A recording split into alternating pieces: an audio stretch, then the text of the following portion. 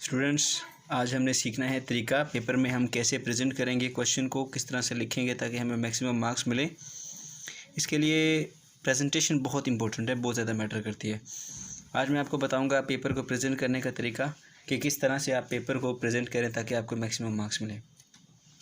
सबसे पहले आपने हेडिंग देनी है सब्जेक्टिव टाइप की। जो आपको सब्जेक्टिव पेपर मिलता है उसको सॉल्व करने से पहले आपने सब्जेक्टिव टाइप की हेडिंग देनी है और उसको डबल अंडरलाइन कर देना, जैसा कि मैंने इसमें मेंशन किया हुआ है। ये आप देख सकते हैं ये, ठीक है। जो राइटिंग है, राइटिंग के लिए मैं अलग वीडियो बनाऊंगा, वो भी आपको दिखाऊंगा, साथ साथ राइटिंग के भी सिखाऊंगा और कोशिश करूंगा कि कम से कम टाइम के अंदर आपको ज़रूरी हेडिंग सारी सिखा दूँ।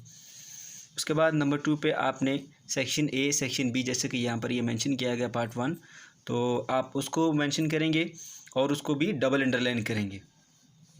उसके बाद आपने सबसे पहले क्वेश्चन नंबर 2, जैसे कि आपको सेक्शन ए के अंदर ऑब्जेक्टिव दिए जाते हैं, वो क्वेश्चन नंबर 1 होता है और उसके बाद क्वेश्चन नंबर 2 आपके शॉर्ट क्वेश्चन होते हैं। जैसे कि आपको 15 क्वेश्चन दिए जाते हैं और आपने उसमें से कोई 9 क्वेश्चन करने होते हैं या 10 क्वेश्चन करने होते हैं, उसको क्वेश्चन नंबर 2 कहा जाता है। अब उसके बाद उसके सब पार्ट्स होते हैं, उनमें से सबसे पहले जो आपको क्वेश्चन अच्छा आता है वो सबसे पहले आप अटैम्प्ट करेंगे। फॉर एग्जांपल मेरे पास एक क्वेश्चन है, आप व्हाट इज़ थर्मोनिक इमिशन। तो मैंने इस थर्मोनिक इमिशन 3rd नंबर पे पेपर के अंदर ये क्वेश्चन था, तो मैंने जो पेपर का क्वेश्चन नंबर था एग्जैक्ट वही क्वेश्चन नंबर मैंने यहाँ पर मेंशन करना है और क्वेश्चन लिखने की बजाय मैं उसका नंबर मेंशन करूँगा और साथ ही इसके थोड़ी सी ये डिज़ाइनिंग कर दूँगा। उसके बाद कोशिश करनी है कि हर क्वेश्चन के अंदर हेडिंग जो है वो लाजमी बन जाए, 2 बन जाए हेडिंग अगर बन सकती है, नहीं तो कम से कम 1 हेडिंग लाजमी बने। जितनी ज़्यादा हेडिंग होती है पेपर उतना खूबसूरत होता है, उतना अट्रैक्टिव होता है, तो आपको फेवर मिलती है। अब इसमें थर्मोनिक इमिशन का क्वेश्चन ऐसे भी लिखा जा सकता था, लेकिन मैंने इसके अंदर प्रॉपर इसकी एक हेडिंग बनाई है थर्मोनिक इमिशन और उसके बाद मैंने इसको लिखना स्टार्ट किया है। लिखने के अंदर भी आप इस चीज़ का ख्याल रखेंगे कि कुछ बच्चे यहाँ से स्टार्ट कर देते हैं, ठीक है आप स्टार्ट कर लें यहीं से, ठीक है, और यहाँ से भी स्टार्ट कर सकते हैं, कुछ यहाँ से स्टार्ट करते हैं। लेकिन उसमें फिर ये है एक बेनिफिट आपको मिल सकता है कि अगर आपके पास डाटा कम है या आपको कम आता है डाटा, ज़्यादा डाटा आपके पास नहीं है, तो फिर ये जो तरीका मैंने आपको दिखाया इस तरीके से आप उस कम डाटा से अपने पेपर को ऐसे भरा हुआ दिखा सकते हैं और ज़्यादा नंबर ले सकते हैं।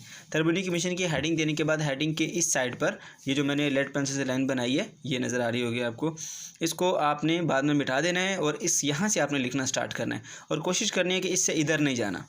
इससे 2 फ़ायदे होंगे, एक तो पेपर खूबसूरत बनेगा आपका और उसके साथ साथ एक दूसरा बेनिफिट आपको ये मिलेगा कि इसमें आपके पास कम डाटा भी आपका ज़्यादा मालूम होगा।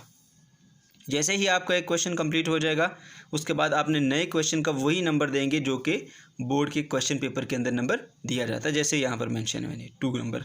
अब इसके बाद मुझे क्वेश्चन नंबर 2 आता था, तो मैंने सबसे पहले क्वेश्चन नंबर 2 लिखा।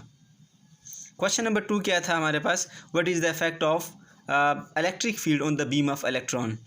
तो इसको लिखने के लिए हेडिंग हमारे पास नहीं बन रही थी, तो क्योंकि हमने कोशिश करनी है कि हेडिंग हर लिहाज से बनानी है, तो हमने उसी क्वेश्चन के अंदर से हेडिंग बनाई, effect of electric field on the beam of electron, और उसके बाद फिर मैंने नीचे से इसको लिखना स्टार्ट कर दिया।